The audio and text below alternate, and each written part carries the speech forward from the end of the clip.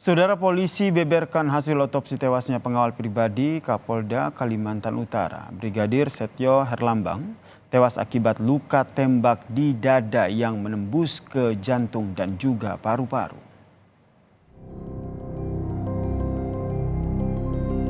Pengawal pribadi Kapolda Kalimantan Utara, Brigadir Setio Herlambang, ditemukan tewas di rumah dinas Kapolda Kaltara. Jenazah Brigadir Setio Herlambang kemudian dibawa ke Semarang untuk diotopsi. Tim Dokkes RS Bayangkara yang melakukan otopsi menyebut, luka tembak menjadi penyebab kematian pengawal pribadi Kapolda Kaltara ini.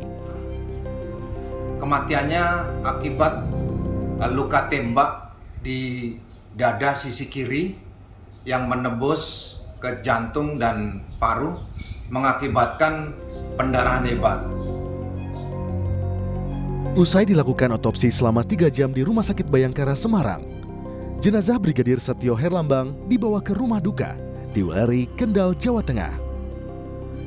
Brigadir Setio Herlambang dimakamkan dengan prosesi kedinasan di TPU Sumber Agung. Tim Liputan Kompas TV.